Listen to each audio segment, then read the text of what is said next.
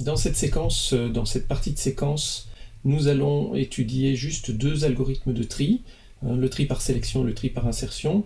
Alors ce qui est important à retenir dans cette séquence, c'est pas tant les algorithmes en eux-mêmes, mais les principes qui sont sous-jacents, donc un principe d'augmentation et un principe de diminution qui sont cachés derrière. Et d'autre part, la méthode que l'on emploie, c'est-à-dire que lorsqu'on va développer un algorithme, on va avoir une certaine rigueur dans l'écriture de l'algorithme, puis dans son analyse, puis dans la suite. Donc on va reparler du problème du tri. Donc le problème du tri, c'est quelque chose d'important, que l'on va retrouver partout. Donc on considère à la base, dans l'énoncé du problème, on a un ensemble d'éléments. Chaque élément possède une clé, c'est-à-dire que chaque élément dispose d'une valeur selon laquelle on va vouloir trier les éléments. Par exemple, on a envie de trier selon la note, si on veut faire un classement. On a envie de trier selon l'âge, si on a envie de regarder des propriétés liées à l'âge ou des gens qui auront les droits ou pas les droits de faire quelque chose.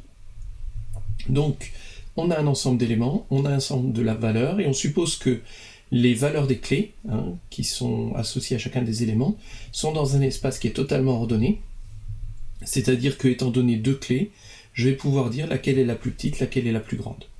Alors évidemment, c'est un ordre dans lequel vous pouvez avoir égalité des clés, c'est pas un souci. Donc l'objectif, c'est de structurer l'ensemble des éléments de manière à pouvoir accéder à l'élément de rang K directement, c'est-à-dire le km en partant du plus petit. Donc l'opérateur que nous avons à notre disposition, c'est la comparaison de deux éléments, qui peut nous renvoyer trois valeurs. Une valeur qui est A est plus petit que B, l'élément A a la clé plus petite que celle de l'élément B. On peut avoir l'égalité, ou on peut avoir supérieur. Et dans pratiquement tous les exemples qu'on va prendre maintenant, on va utiliser un tableau d'éléments, c'est-à-dire que vous allez accéder directement à l'élément qui est à la position I. Alors la position au départ, c'est pas celle triée, et souvent à l'arrivée, on aura une position triée. Alors, quelques remarques. Dans beaucoup d'ouvrages, et lorsqu'on a l'habitude de faire de l'algorithmique, en fait, on se passe de l'association clé-élément et on trie directement des clés, sachant qu'aux clés, on associera des références aux éléments. Donc, dans la plupart des exemples que vous trouverez, on va trier des entiers, on va trier des noms, on va trier des choses comme ça. Mais il faut bien penser que d'un point de vue des applications, c'est uniquement derrière les objets, les éléments auxquels font référence ces clés qui vont être ordonnés. Donc c'est quelque chose d'important. Par exemple, vous voulez trier les étudiants en fonction de leur numéro de carte d'étudiant, vous allez dire je trie les numéros de carte d'étudiant, mais c'est sous-entendu derrière que si vous voulez l'étudiant ayant tel numéro, vous accédiez au dossier de cet étudiant. Le deuxième point, c'est que la clé ne caractérise pas nécessairement l'élément que vous recherchez. Si vous prenez des dates de naissance, vous pouvez très bien avoir des jumeaux et donc ils ont la même date de naissance. Donc ça c'est quelque chose d'important. La clé n'est pas un représentant, n'identifie pas complètement un élément. Enfin, la clé peut être aussi construite à la volée, c'est-à-dire qu'elle va être évaluée. On va regarder par exemple quelle est la propriété ou quelle est la valeur de la clé sur tel élément. On va appliquer une fonction qui calcule la clé sur cet élément-là. Alors, on a un certain nombre de conventions qu'on va essayer de suivre. Il y a des moments où je prendrai quelques libertés, mais bon, vous êtes capable de faire le lien. Alors, première chose, on utilise un tableau qui est indicé de 1 à n. Ça, c'est la tradition algorithmique, ou de 0 à n-1, ça c'est en lien avec l'implémentation, en particulier en Python, ou en C, où effectivement on fait le lien entre un tableau et l'adressage dans ce tableau.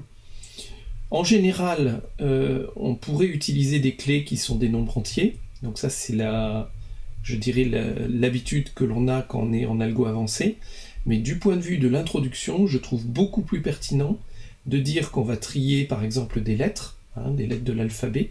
Tout le monde connaît l'ordre alphabétique. Donc on va trier des lettres de l'alphabet et les entiers seront utilisés pour définir les indices, c'est-à-dire les positions dans lesquelles seront ces lettres.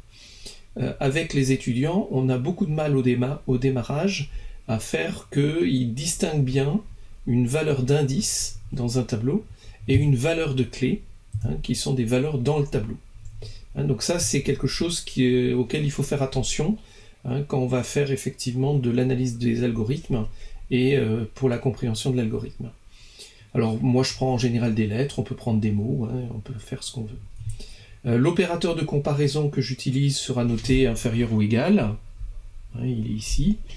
Évidemment, c'est tout à fait générique.